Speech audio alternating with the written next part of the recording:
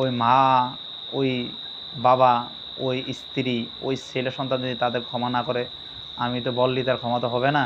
এই জন্য তিনি এক ইসলামের এক জায়গা থেকে উদারতা একটা পেশ করলে এই হিসাবে, মানে তার সাংগঠনিক ব্যাপার, তার ব্যক্তি সাংগঠনিক নিয়ে আসে একজন আমিরের দায়িত্ব এই হিসাবে, মানে সাংগঠনিক যে প্রভাবটা করছে তারা, এর জন্য তারা ক্ষমা করতে হবে, এটা তাদের সাংগঠনিক ব্যাপার। এ ব্যাপারে আমার কিছু বলার নেই। লাস্ট করছেন সেটা হচ্ছে রংপুরের আবু সাঈদ। উনি ছাত্র আন্দোলনে একজন নিহত শহীদ আবু সাঈদ। উনি নাকি একজন সন্ত্রাস ছিলেন, এটা একজন আমাদের মহিলা ম্যাজিস্ট্রেট বলছিলেন, আপনি নিশ্চয়ই জানেন। এটাকে আপনারা কি মনে করতেছেন? আসলে আওয়ামী লীগ সরকার তো এই দেশে টিকে আছে কয়েকটা স্লোগান, তার ভিতরে একটা ছিল তারা বলতো উন্নয়নের কথা। আর যখন কোনো তাদের জুলুম নির্যাতন, তাদের অনিয়মের ব্যাপারে কেউ বললে তখন তাকে বিভিন্ন ভাষা তারা ফেস করে ঘায়েল করতো। যেমন কিছু ব্যবহার করতো তারা দেশদ্রোহী, তারা রাজাকার, হ্যাঁ, তারা যুদ্ধ অপরাধী। এই জন্য এটা নতুন কিছু না। যারা আওয়ামী লীগের নীতি আদর্শে বিশ্বাসী, তারা মানে ন্যায়ের কথাকে তারা এটা অন্যভাবে ডাইভার্ট করবি। এজন্য তারা, আমি মনে করি আসলে এটা তারা ওই একই রকমভাবে সত্য বলার কারণে তারা আজকে তাকে মানে জঙ্গি বাকি বিভিন্নভাবে তাকে তহমাত দিতেছে আসলে সন্ত্রাস বলে। আসলে মূলত না, এটা তো সারা মিডিয়া সারা বিশ্বই দেখছে যে আবু সাঈদ কীভাবে সে একজন উচ্চ শিক্ষিত একটা ছাত্র কীভাবে হাত ফেটে দিছে, বুক ফেটে দিছে, কিন্তু কি দেখলাম প্রশাসনের সঙ্গে সঙ্গে গুলি।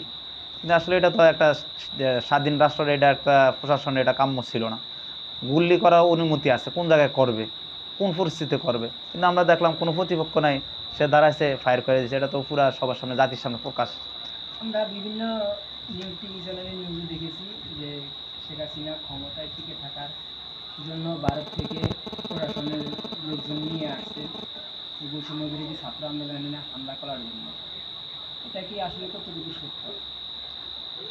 আসলে এই ব্যাপারটা ওই রকমভাবে একেবারে ক্লিয়ার কোনো মানে আন্তর্জাতিক যে নিউজগুলো আছে, চ্যানেলগুলো আছে, এটা কেউই বলে না। এটা আমরা বিভিন্ন ইউটিউব বাকি বিভিন্ন চ্যানেলে এমন কিছু খবর প্রকাশ করছে।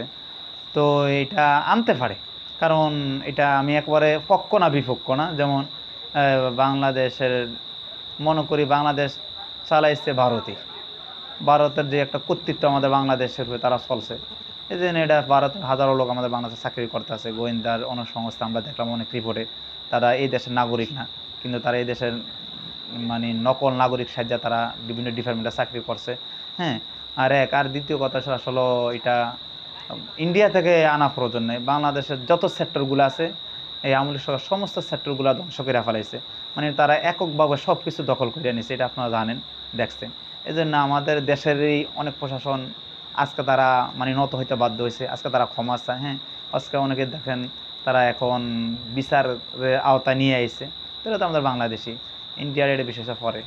আমরা দেখেছি যে গত কিছুদিন ধরে মাজার নিয়ে আন্দোলন হচ্ছে, মাজার ভাঙতেছে। মাজার আসলে কি ইসলামের দৃষ্টিতে জায়েজ আছে কিনা? মাজার নিয়ে তারা আন্দোলন করে, তারা বলতেছে মাজারে কোনো, যারা মাজার পূজারী, যে মাজারে কোনো অনৈতিক কাজ হচ্ছে না। কিন্তু আলেম ওলামাদের ডাইরেক্ট দিক তারা চোখ দিয়ে কথা বলছে যে এরা ডাইরেক্ট আলেম ওলামা, বিশেষ করে মাওলানা মামুনুল হক একটি বক্তব্যের ভিতরে বলেছিলেন মাজারগুলো ভেঙে দেওয়ার জন্য। এই বিষয়টা আসলে কীভাবে দেখতে চান? আসলে ব্যাপারটা হলো, আমি ব্যক্তিগতভাবে মাজার ভাঙানোর পক্ষে না। দেখেন, মাজার কী জন্য ভাঙব? মাজার তো জিয়ারতের জায়গা। কিন্তু এনো যে অন ইসলামিক যেই জিনিসগুলো আছে, যেমন আপনারা দেখেন মামুনুল হক হুজুর কথা বললেন, হুজুরে আসলে বাংলাদেশের কত হক্কানি ওলামা কেরামদের, সারা পৃথিবীতে হক্কানি ওলামা কেরামদের মাজার আছে। তারা যে জায়গায় শোয়া এটাই মাজার শরীফ বলা হয়। বুজুর্গ দিন, যাদের মাধ্যমে আমরা দিন ইসলাম পাইছি, তারা সেই তো। কিন্তু দেখা গেছে হুজুর ওদেরকে বলছে যারা যেমন এই মাজারকে ইস্যু করে যারা শিরকি মতবাদ কায়েম করে, যেমন অনেকে সেজদা, এটা হারাম সম্পূর্ণ, ঠিক আছে। অনেক জায়গায় আমরা অনেক নিউজ পাই তারা বিভিন্ন গান বাজনা করে, ইসলাম শরীয়তের দৃষ্টিগুলো হারাম। হ্যাঁ, বিভিন্ন গাঁজা, বিভিন্ন নেশা দ্রব্য, হ্যাঁ, এগুলো হারাম। এই জন্য এগুলার বিপক্ষে। আর কিন্তু আসলে এমন মাজারের বিপক্ষ না। মাজার জিয়ারত জায়গা, আল্লাহ বুজুর্গ শাহিদ, তারা কবর ভিতরে, তাদের অনেক দামি মানুষ, তারা ঠিক আছে। এই জন্যে আমরা এই ইসলামী যে কার্যকলাপগুলো আছে এগুলো বন্ধর জন্য রাষ্ট্রীয়ভাবে সরকারের কাছে এটা ক্ষমতা আমরা, কারণ আইন তো জনগণের হাতে তুলে নিতে পারি না, আমাদের একটা স্বাধীন রাষ্ট্র সার্বভৌমত্ব দেশ বাংলাদেশ। এই জন্য আমরা সরকারের কাছে আবেদন করুন যে ইসলাম যে কাজগুলো আছে আমাদের ইসলামের ধর্মকে আঘাত করে এগুলো বন্ধ করার জন্য। সর্বশেষ কোশ্চেন, সেটি হচ্ছে হিন্দুদের এই 5 আগস্টের পরে হিন্দুদের মন্দির পাহারা দিচ্ছে মাদ্রাসার ছাত্ররা। সেক্ষেত্রে এটা হিন্দুরা তারা চায় না যে আপনারা মাদ্রাসা পাহারা দেন, আপনারা না দিয়ে এই দায়িত্ব দেশকে এবং দেশের প্রশাসনকে দায়িত্ব নিতে বলছেন আপনারা পাহারা না দিলে পাহারা না দেওয়ার জন্য তারা অনুমতি দিচ্ছে, এটা কীভাবে? দেখেন, আপনার পরাশক্তি তারা বিভিন্ন কৌশল অবলম্বন করবে আবার ঘুরে দাঁড়ার জন্য। আপনার আমরা অনেক ইস্যু দেখছি, হ্যাঁ, বিভিন্ন ইন্ডিয়ার চ্যানেলগুলো প্রকাশ করছে বাংলাদেশে কোনো হিন্দুদের ঘর বাড়ি নেই, সব জ্বালায় পড়াই দিতেছে, হিন্দু সব মারি আছে, কিন্তু সব কি অবাস্তব একটা। আমরা কি দেখলাম 5 আগস্টে ওলামায়ে কেরাম তাদের হিন্দুদের বাড়ি মন্দির ফরিয়ে দিছে, পাহারা দিছে। এই জন্য আমরা মনে করি বাংলাদেশ, দেখছেন আপনার যে কথাটা বলেছেন সরকারের কাছে বা প্রশাসন এটা দায়িত্ব নেওয়া, দেখেন 5 আগস্ট থেকে আজও পর্যন্ত সম্পূর্ণভাবে প্রশাসনের নেতৃত্ব যারা জায়গাগুলো আছে, হ্যাঁ, প্রশাসনের জায়গাগুলো অনসম্পূর্ণভাবে হয় না, অনেকে চাকরিতে জয়েন্ট হয় না, তাদের কার্যক্রমগুলো সক্রিয়ভাবে হয় না। এই জন্য আমরা চাই না দেশের ভিতরে একটা অরাজকতার সৃষ্টি হোক।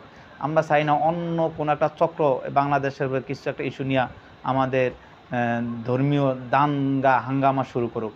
এই জন্য আমরা ওলামায়ে কেরাম, ইসলামিক ব্যক্তিত্ব, ইসলামিক দল, ইসলামিক বাংলাদেশ সবাই দেওয়া আছে দেশ শান্তিতে থাকার জন্য, যার যার ধর্ম সে পালন করবে, এই হিসাবে তারা এই কাজটা নিছে, আগলা কিছু নেই এই বিষয়টা।